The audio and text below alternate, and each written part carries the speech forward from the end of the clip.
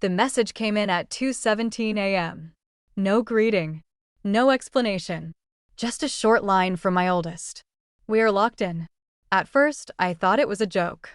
A late-night message sent without context. But something about the timing, the lack of details, the way it was written, it did not feel like a child playing around. It felt wrong. I sat up instantly, the hotel room around me suddenly too quiet, too distant. My phone felt heavier in my hand as I read the message again, slower this time. "We are locked in." No emojis. No follow-up. Nothing else. My heart started to race as I called back immediately. The line rang once, then went straight to voicemail. I tried again. Same result. That was when the fear set in. Not panic yet, but something close. I checked the time again. 2:17 a.m. back home meant the house should have been completely still. Everyone asleep. Nothing out of place. Except this. I opened the family group chat, scrolling quickly, looking for anything that could explain it. No messages. No updates. Just silence. Too much silence. I called my stepmother next. The call went through. She answered on the third ring, her voice slow, almost irritated, like I had woken her up from something more important than the call itself. She asked what was wrong. I told her about the message. There was a pause. Short. Controlled. Then she said it was nothing. Said the kids must have locked the door themselves while playing. Said they do that sometimes. Said everything was fine.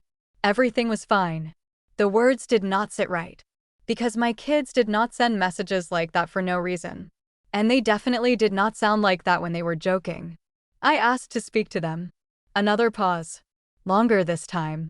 Then she said they were asleep. That answer hit harder than the message. Because it did not match. At all. I told her to go check the room. She hesitated. Just for a second. But it was enough. Then I heard movement on her end. Footsteps. A door opening. Another pause. She came back on the line and said everything was fine again. Said the door was open. Said I was overreacting. Overreacting. That word stayed with me. Because it felt rehearsed. Like something she had said before. I ended the call slowly, my mind already moving faster than my thoughts could catch up. Something was off. Not just with the message. With her. I tried calling my oldest again. This time. The phone rang. Once. Twice. Then it connected. But no one spoke. Just silence. Then a faint sound in the background. A door. And something else. Something that made my grip tighten instantly. A voice. Not my child's. My stepmother's. Low. Sharp. And not meant for me to hear. That was the moment everything changed. Because whatever was happening in that house was not an accident. And it was definitely not under control. The line stayed open for a second longer. Then it cut. Not disconnected naturally. Ended. My hand tightened around the phone as the silence rushed back in, louder than before. That brief moment had been enough. Enough to confirm what I already felt. Something was being hidden. And my stepmother did not expect me to hear it. I tried calling again immediately. This time the call did not even ring. Straight to voicemail. I switched to my younger child's phone. Same result. Both lines blocked. That was not a coincidence. My chest tightened as the situation shifted from concern to something sharper. Intentional. Controlled. Every response she gave earlier started to sound different now. Not careless. Calculated. I stood up from the bed, pacing the small hotel room, trying to think past the rising tension. Distance suddenly felt like the biggest mistake I had made. Being hours away meant I could not see. Could not check. Could not stop anything directly. But I was not completely without options. I opened the security app on my phone. The cameras. I had installed them months ago, mostly for safety, mostly for peace of mind. They covered the main areas of the house. Living room. Hallways. Entry points. Not the bedrooms. At least, that is what everyone thought. I tapped into the live feed. The living room appeared first. Dark. Still. Nothing out of place. Then the hallway. That was where everything shifted. The camera angle showed the corridor leading to the kids' rooms. The light was on. Not dim. Not soft. fully lit in the middle of the night. And there she was, my stepmother, standing near the door, not moving, just standing there. That alone felt wrong. But it was not the worst part. Her posture, rigid, like she was waiting for something, or guarding it. I leaned closer to the screen, my focus tightening as I watched. Seconds passed. Then more. She did not knock, did not open the door, did not check inside like she had claimed. She just stayed there. Then she turned slightly and looked directly toward the camera. That movement sent a cold wave through me, because it did not feel random. It felt aware, like she knew something was watching. My heartbeat picked up as I held my breath, waiting to see what she would do next. She stepped closer to the door, placed her hand on the handle, and then she locked it from the outside. The click was faint through the audio, but it was clear enough. There was no confusion now, no misunderstanding, no overreaction. She had just locked my kids inside. On purpose. I felt something inside me shift instantly, from fear to something far more controlled. Because this was no longer a question of what was happening. It was a question of why. And whatever reason she had was about to be exposed. Because she had just made one mistake. She forgot about the one camera no one else knew existed. My hand hovered over the screen for a second. Then I switched feeds. The hidden camera did not sit in plain sight. It was placed where no one would think to look, angled just enough to capture what mattered without drawing attention. The hallway outside the kids' room had always been covered. But inside the room, that was different. The screen flickered for a moment before the image stabilized. And then I saw them. Both of my kids. Sitting on the floor near the bed. Not sleeping. Not calm. Waiting. The light inside the room was on, brighter than it should have been at that hour. Their faces looked tense, alert, like they had been listening for something. For someone. My chest tightened as I leaned closer, every detail hitting harder than the last. My oldest held the phone, gripping it too tightly, eyes fixed on the door like they expected it to open at any second. But it did not, because I had just seen it lock. From the outside, I watched as my youngest stood up slowly, moving toward the door, testing the handle again. It did not move. The effort was small, careful, like they already knew what the result would be. Still locked. The realization spread across their face instantly. Fear. Real fear. Not confusion. Not play. They turned back toward the room, toward their sibling, saying something too quiet for the audio to fully catch. But the tone said enough. They knew something was wrong. I felt a sharp wave of anger rise, cutting through the fear with something more focused. This was not a misunderstanding anymore. This was control. Deliberate and precise. Then something else caught my attention. Movement near the corner of the room. My oldest shifted slightly, reaching toward something on the floor. A bag. Small. Unfamiliar. That detail did not fit. That bag had not been there earlier. I was sure of it. They opened it slowly, careful, like they were not supposed to touch it, but had no other choice. Inside were a few items. Nothing obvious at first glance. But then, my child pulled out something that made everything stop. A phone. Not theirs. Older. Different model. No case. They looked at it, confused, turning it over like they were trying to understand why it was there. My youngest stepped closer, both of them now focused on this object that had no place in that room. My mind raced. Why would there be another phone in their room? Who put it there? And, more importantly, what was on it? My oldest pressed the screen. It lit up. No lock. No passcode. That alone felt intentional. Too easy. They hesitated for a second, then tapped into it. And whatever they saw next changed their expressions instantly. Confusion shifted into something else. Something closer to shock. My grip tightened as I leaned even closer to the screen, trying to catch even a glimpse of what they were seeing. Because whatever was on that phone was not meant for them. Or for me. And yet, it was sitting right there. In their room. Locked in with them.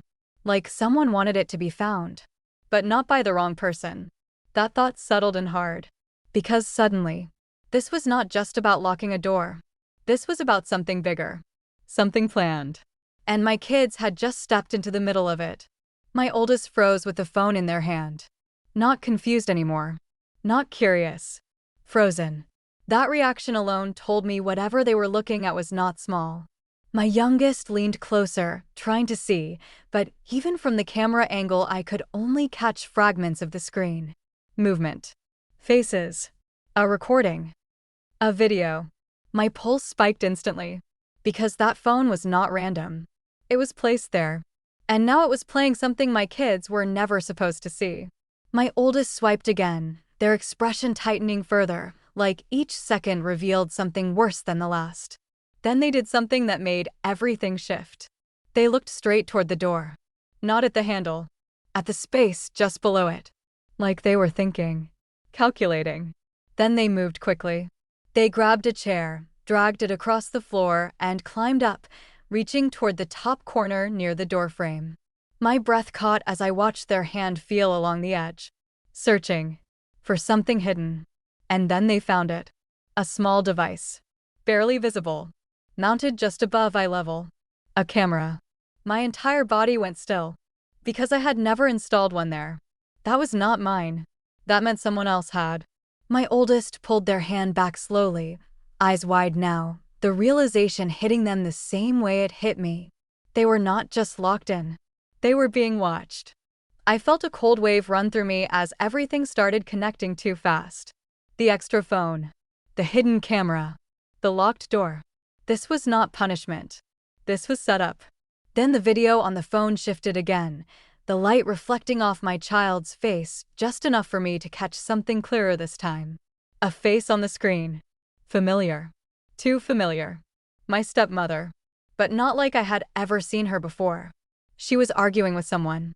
Her voice sharper, louder, more aggressive than anything she had shown me. The angle looked like it had been recorded secretly, like whoever filmed it had not wanted to be seen. Then another voice entered. Male. And when my oldest tilted the phone slightly, I saw him. My father. That twist hit harder than anything else. Because he was not supposed to be involved. Not like this. Not in something hidden. Not in something that required cameras. My mind raced, trying to process what I was seeing, but the video did not stop. It got worse. Because whatever they were arguing about, it was not small. And whatever that phone was holding was evidence. Real evidence. Of something they had both tried to keep buried. And now, it was locked in a room with my kids.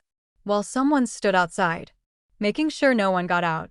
That realization snapped something into place. Because this was no longer just about what she was doing. It was about what they were hiding together. And why my kids were suddenly part of it. I zoomed in as far as the feed would allow. The video on that phone kept playing, and every second made it harder to ignore what it meant. My father's face stayed in frame longer now, his expression tense, controlled, like he was trying to keep something from breaking out. My stepmother was not holding back. Her movements were sharp, her voice rising even through the muffled audio. My oldest adjusted the phone slightly, and for a moment, the sound came through clearer. Fragments. Money. Transfer. Keep it quiet. My chest tightened. Because those words were not random. They were connected. Connected to something they did not want exposed. My youngest looked toward the door again, stepping back instinctively, like they suddenly understood the danger without fully knowing why. My oldest paused the video, their breathing heavier now, their thoughts racing just like mine. Then they did something I did not expect. They opened the phone's gallery. More videos. More recordings. This was not a single moment captured by accident. This was a collection. Stored. Organized. Hidden. My hands clenched as the realization hit fully. Someone had been recording them. For a long time. Not just one argument. Not just one secret. Everything. And now that evidence was inside that room. With my kids. Locked in. I switched back to the hallway camera for a second. My stepmother was still there. Not pacing. Not distracted. Standing exactly where she had been. Guarding. Waiting. Like she knew what was inside. Like she knew what was happening. And she was making sure no one interfered. I went back to the room feed instantly. My oldest was scrolling faster now, their expression shifting from shock to something more focused. Determined. They understood. Maybe not everything, but enough. They found another video. Pressed play. This time, the angle was different. Lower. Closer. And what it showed made everything stop. My father handing something to my stepmother. A small envelope. Thick. Her taking it quickly, looking around before slipping it out of sight. Then her voice. Clear enough this time. Saying no one can find out. My pulse hit hard. Because this was not just a private argument. This was proof. Proof of something hidden. Something deliberate. And suddenly, everything connected in a way that felt impossible to ignore. The hidden camera in the room. The extra phone. The locked door. This was not about my kids. They were not the target. They were the risk. Because they had just found something they were never supposed to see. I grabbed my phone, dialing again without hesitation. Not my stepmother. Not my father. Someone else. Because this had gone beyond family. Beyond explanation. Beyond control. And as the line began to ring, I looked back at the screen. At my kids. Still trapped inside that room. With evidence that could destroy everything. And someone outside. Making sure it stayed hidden. The call connected on the second ring. I kept my voice steady, even though everything inside me was tightening with every passing second. I gave the address. Explained just enough. Not everything. Not yet. But enough to make it clear this was urgent. Very urgent. The response on the other end shifted immediately. No hesitation. They said someone was on the way. I ended the call and went straight back to the camera feed. The room. My kids were still there, but something had changed. They were no longer just watching the videos. They were planning. My oldest moved quickly, grabbing the phone, slipping it into their hoodie pocket. That decision was not random. It was instinct. Protect the evidence. My youngest stood near the door again, listening carefully, their body tense, like they were trying to track every sound outside. They knew someone was there. They just did not know what would happen next. I switched to the hallway camera. My stepmother had moved. Not far, but enough to change everything. She was now closer to the door. Her hand resting near the handle again. Waiting. My heart rate spiked instantly. Because this was not routine. This was reaction. She knew something had shifted. Maybe she heard movement. Maybe she sensed it. Or maybe she knew about the phone. That thought hit harder than anything else. Because if she realized the evidence was inside that room, then locking the door was not the worst thing she could do. I went back to the room feed. My oldest looked at the door again, then at the camera they had found earlier. Their expression changed slightly, like a thought had just clicked into place. Then they did something that made my breath catch. They reached up again. And this time, they covered the lens. Dark. The feed went black instantly. I stared at the screen, my mind racing. They had figured it out. They knew they were being watched. And they chose to stop it. That was smart. But it also meant something else. My stepmother would notice. Immediately. I switched back to the hallway feed. Right on time. She reacted. Her head snapped toward the door, her posture tightening, her eyes narrowing like something had just confirmed her worst fear. The camera inside the room had gone dark. She knew. She moved fast. Too fast. Her hand gripped the handle, unlocking it this time, not with hesitation, but with urgency. My chest tightened as everything accelerated at once.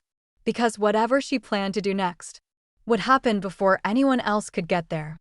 I leaned closer to the screen, every second stretching, every movement sharper than the last. The door opened, and she stepped inside. Out of my view. The hallway went empty. And for the first time since this started, I could not see what was happening.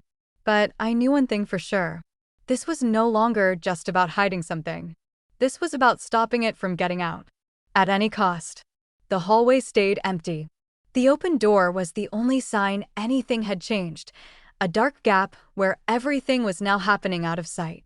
I stared at the screen, waiting for movement, for any shadow, any clue. Nothing. That silence was worse than anything I had seen so far. Because now I could not watch. I could only imagine. My mind raced through every possibility, none of them good. My stepmother knew the camera was covered. She knew something inside that room had shifted. And she had gone in without hesitation. That meant urgency. That meant risk. I grabbed my phone again, calling my oldest one more time, even though I knew it might not go through. The line rang once, then connected. No voice. Just sound. Movement. Sharp. Close. Then my stepmother's voice. Not calm. Not controlled. Demanding. Low and aggressive, like she was trying to keep it quiet but could not fully contain it. I could not make out every word, but the tone said enough. She was asking for something. The phone. My chest tightened instantly. She knew. My oldest did not respond right away. I could hear breathing, uneven, controlled, trying not to give away too much. My youngest shifted in the background, something falling lightly against the floor. Then my stepmother again. Closer now. More force behind her voice. That was when everything changed. A sudden noise. A struggle. Not loud, but sharp enough to cut through the line. My grip tightened as I moved closer to the phone, like that would somehow bring me closer to them. I heard my oldest speak this time, their voice strained but steady, refusing. Then another sound. The kind that stops everything. A slap. The line stayed open, but no one spoke for a second. That second felt endless. Something inside me snapped completely. This was no longer controlled. This was escalation. I turned back to the hallway camera, watching, waiting for anything. Then it happened. Movement. My stepmother stepped back out of the room. Fast. Her face was different now. No composure. No control. Just panic. Real panic. She looked down the hallway, then toward the front of the house, like she was calculating time, distance, options. Her breathing was visible even through the screen, quick, uneven. She knew something had gone wrong. Not inside the room. Outside of it. Then she heard it. I heard it too. Faint at first. Then clearer. Sirens. Getting closer. Her entire posture shifted instantly. Fear replaced everything else. Because whatever she had been trying to control was now out of her hands. She turned back toward the room for a second, like she was deciding whether to go back in, to fix something, to take something. But she did not. Instead, she stepped away. Fast. Moving down the hallway out of frame, toward the front of the house. Running. I stayed locked on the screen, my heart still racing, my mind trying to catch up with everything that had just happened. Because now, it was no longer just about what she did. It was about what she failed to hide in time. And whatever was inside that room was about to come out. The sirens got louder. Closer. Relentless. I stayed locked on the screen, every second stretching as the front of the house came into view through the entry camera. Lights flashed outside. Doors opened. Voices moved fast, controlled, trained. Everything shifted in an instant. My stepmother froze near the entrance, her composure completely gone now. She tried to speak, to explain, to control the narrative the way she always had. But this time, no one was listening. They moved past her. Straight down the hallway. Toward that room. The door was still open. And within seconds, everything inside was no longer hidden. I switched back to the main feed, my breath steady now, my mind focused. My kids were there. Shaken, but standing. The phone still in my oldest's hand. Protected.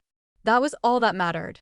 Officers stepped inside, assessing everything quickly. The room. The door. The small camera near the frame. The tension still hanging in the air. One of them reached for the device my child had covered earlier. Removed it. Examined it. That single action changed everything. Because now it was evidence. Not suspicion. Not accusation. Proof. My stepmother tried to step forward, her voice rising again, but it did not carry the same weight anymore. Not control. Not authority. Desperation. She started explaining, talking too fast, contradicting herself without realizing it. Every word made it worse. Every second tightened the situation around her. Then the phone. My oldest handed it over. No hesitation. The officer took it, glanced at the screen, then at her. And in that moment, everything collapsed. Because whatever was on that device was enough. They moved quickly after that. Clear instructions. Firm control. No space left for excuses. My stepmother was no longer directing anything. She was being directed. And she could not stop it. I watched as she was escorted out, her face pale, her voice gone, her control completely stripped away. The same person who stood outside that door earlier now had nowhere to stand. No one to control. No way out. I leaned back slowly, the tension finally releasing, not all at once, but enough to breathe. My kids were safe. The truth was out, and the silence that had protected her was gone. A few hours later, I was on the first flight back. Not rushing anymore. Not panicking. Because everything that needed to happen had already started. By the time I arrived, the house felt different. Quieter. Honest. My kids ran to me the moment I walked in, holding on tighter than they ever had before. I let them, knowing that this moment mattered more than anything else. Behind us, the evidence remained. Collected. Documented. Unavoidable. And a year later, it all came back to her. Not quietly. Not slowly. Every lie exposed. Every action accounted for. The hidden cameras. The recordings. The truth she tried to control. It did not just surface. It stayed. And in the end, the same room she locked my kids in became the place that locked her out of everything she tried to keep. Because karma does not need noise. It just needs proof.